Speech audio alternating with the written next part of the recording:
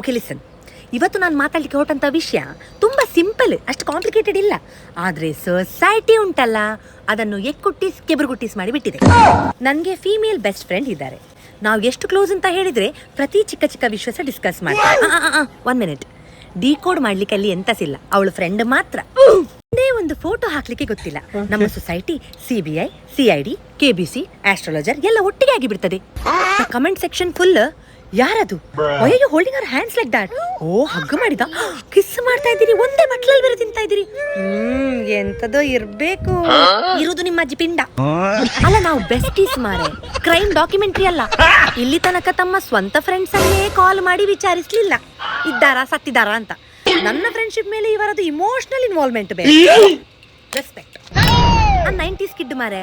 ನಮ್ಮ ಟೈಮಲ್ಲಿ best friends ಅಂತ ಹೇಳಿದ್ರೆ sharing food, secrets, clothes, tears, laughter, everything and nobody cared. ನಿಮ್ಮ ಸ್ವಂತ ಮ್ಯಾರಿಡ್ ಲೈಫೇ ಮುಳುಗ್ತಾ ಉಂಟು, ಅದು ನಿಮ್ಗೆ ಕ್ಯಾರ್ ಇಲ್ಲ.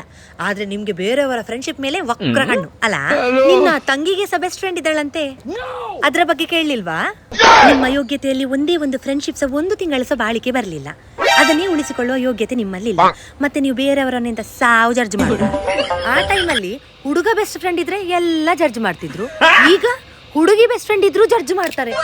ನನ್ಗೆ ಬೆಸ್ಟ್ ಫ್ರೆಂಡ್ ಇದ್ದು ನಾನು ಕ್ಲೋಸ್ ಆಗಿದ್ರೆ ಸೊಸೈಟಿ ಯಾಕೆ ಲೋಕ ಮುಳುಗಿದಾಗೆ ಮಾಡ್ತದೆ ಅಂತ ನಂಗೆ ಅರ್ಥ ಆಗುದಿಲ್ಲ. ಮುಂಚೆ ಮೇಲ್ ಫೀಮೇಲ್ ಫ್ರೆಂಡ್ಶಿಪ್ ಇಂದ ಪ್ರಾಬ್ಲಮ್ ಇತ್ತು, ಮತ್ತೆ ಫೀಮೇಲ್ ಫ್ರೆಂಡ್ಶಿಪ್ ಇಂದ ಪ್ರಾಬ್ಲಮ್ ಸ್ಟಾರ್ಟ್ ಆಗಿದೆ. ಇನ್ನು ಜಾಸ್ತಿ ಕಾಲ ದೂರ ಇಲ್ಲ, ಅಪ್ಪ ಅಮ್ಮನಿಂದ ಸಹ ಪ್ರಾಬ್ಲಮ್ ಸ್ಟಾರ್ಟ್ ಆಗ್ತದೆ, ಸಿಬ್ಲಿಂಗ್ಸ್ ಇಂದ ಸಹ ಪ್ರಾಬ್ಲಮ್ ಸ್ಟಾರ್ಟ್ ಆಗ್ತದೆ, ಪೆಟ್ಸ್ ಸಾಕೋದ್ರಿಂದ ಸಹ ಪ್ರಾಬ್ಲಮ್ ಸ್ಟಾರ್ಟ್ ಆಗ್ತದೆ. ಇನ್ನು ನೀವು ಕನ್ನಡಿ ಜೊತೆ ಫ್ರೆಂಡ್ಶಿಪ್ ಮಾಡ್ಕೊಳ್ಳಿ, ಅದೇ ಬೆಸ್ಟ್. ನಾನು ನನ್ನ ಬೆಸ್ಟ್ ಫ್ರೆಂಡ್ ಅನ್ನು ಹಗ್ ಮಾಡಿದ್ರೆ ಅದ್ರ ಅರ್ಥ ನಾನು ಅವಳನ್ನು ಪ್ರೀತಿಸ್ತಿದ್ದೇನೆ ಅಂತ. ಆ ಬೆಡ್ರೂಮ್ ರೊಮ್ಯಾನ್ಸ್ ಅಲ್ಲ, ಲವ್ ಸ್ಟೋರಿ ಅಲ್ಲ, it's friendship love, comfort, care, affection, support, that feeling of not being alone.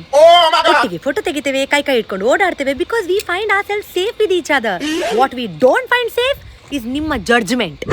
ಅಷ್ಟು ಸಹ ಪ್ರಿಡಿಕ್ಟ್ ಮಾಡುವ ಹುಚ್ಚಿದ್ರೆ ಲಾಟ್ರಿ ನಂಬರ್ ಪ್ರಿಡಿಕ್ಟ್ ಮಾಡಬೇಕು. ಯಾರಾದ್ರೂ ಪಾಪದವ ಗೆಲ್ತಾನಲ್ಲ, ಅದು ಬಿಟ್ಟು ರಿಲೇಶನ್ಶಿಪ್ ಸ್ಟೇಟಸ್ ಅಲ್ಲ. ಬೈ ದ ವೇ, ಇಷ್ಟೆಲ್ಲ ಸರ್ಕಸ್ ಮಾಡಿ ನಿಮ್ಗೆಂತ ಸಿಗ್ತದಾ? ನಯಾ ಪೈಸೆದು ಲಾಭ ಇಲ್ಲಲ್ಲ. ಮತ್ತೆ ಗಲೀಜು ಬೆರಳುಗಳನ್ನು ಮಡಿಚಿ ಕುತ್ಕೊಳ್ಳಿಕ್ಕೆ ಆಗುದಿಲ್ವಾ? ಕೆರಿತಾ ಇರ್ಬೇಕಾ? ಎಷ್ಟೋ ಜನ ತಮ್ಮ ಫ್ರೆಂಡ್ಸ್ ಜೊತೆ ಪೋಸ್ಟ್ ಆಗೋದನ್ನೇ ಬಿಟ್ಟು ಬಿಟ್ಟಿದ್ದಾರೆ. ಅಂದ್ರೆ ಅವರಿಗೆ ಭಯ, ಎಲ್ಲಿ ಜನ ಎಸ್ಯೂಮ್ ಮಾಡ್ತಾರಾ, ಕಮೆಂಟ್ ಮಾಡ್ತಾರಾ, ಜಡ್ಜ್ ಮಾಡ್ತಾರಾ. ಜಡ್ಜ್ ಮಾಡೋರಿದ್ದಾರಲ್ಲ, ಇವರು ರಿಯಲ್ ಫ್ರೆಂಡ್ಶಿಪ್ ಅನ್ನ ಎಕ್ಸ್ಪೀರಿಯನ್ಸೇ ಮಾಡ್ಲಿಲ್ಲ. ಈಗಿನ ಫ್ರೆಂಡ್ಶಿಪ್ ಎಲ್ಲ ತುಂಬಾ ಕನ್ವೀನಿಯನ್ಸ್ ನೋಡ್ಕೊಂಡು ಮಾಡುವಂತದ್ದು. ಸ್ಕೂಲ್ ಕಾಲೇಜ್ ಮುಗಿಯುವ ತನಕ, ಮದುವೆ ಆಗುವ ತನಕ, ಆಫೀಸ್ ಬಿಡುವ ತನಕ. ನಮ್ಮದಾಗೆಲ್ಲ ಲೈಫ್ ಟೈಮ್. ಅದಕ್ಕೆ ಪ್ಯೂರ್ ರಿಲೇಶನ್ಶಿಪ್ಸ್ ನೋಡುವಾಗ ಇವರ ಹೊಟ್ಟೆ ಉರಿಯುವುದು. ಪೆದ್ದ ಸೋಲ್ಮೇಟ್ಸ್ ಬರೀ ಲವರ್ಸೇ ಆಗ್ಬೇಕು ಅಂತ ಇಲ್ಲ, ಬೆಸ್ಟ್ ಫ್ರೆಂಡ್ಸ್ ಕೂಡ ಆಗ್ತದೆ. ಅದಕ್ಕೆ ಹೇಳುದು ಶಾಲೆಗೆ ಹೋಗ್ಬೇಕು ಅಂತ. ಇಬ್ರು ಹೆಣ್ಮಕ್ಳು ಹಗ್ ಮಾಡ್ತಾ ಇದ್ರೆ ನಿಮ್ಮ ತಲೆಯಲ್ಲಿ ಕೆಟ್ಟದೆಲ್ಲ ಓಡ್ತದಲ್ಲ. ಇದು ನಮ್ಮ ಕ್ಯಾರೆಕ್ಟರ್ ಬಗ್ಗೆ ಮಾತಾಡುದಿಲ್ಲ, ನಿಮ್ಮ ಮಾನಸಿಕ ಸಂತುಲನದ ಬಗ್ಗೆ ಹೇಳ್ತದೆ. Stop sexualising friendship. It's not everything about bedroom, it's not everything about character. ಒಂದು ಮಾತ್ರ ಸತ್ಯ, ನಮ್ಮ ಫ್ರೆಂಡ್ಶಿಪ್ ಜೆನ್ಯೂನ್ ಇದ್ರೆ ಅದು 1000 ಜನರನ್ನು ಟ್ರಿಗರ್ ಮಾಡ್ತದೆ. ಅವರ ನಂಜಿ ಅಸೂಯೆ ಉಕ್ಕಿ ಅರಿತದೆ.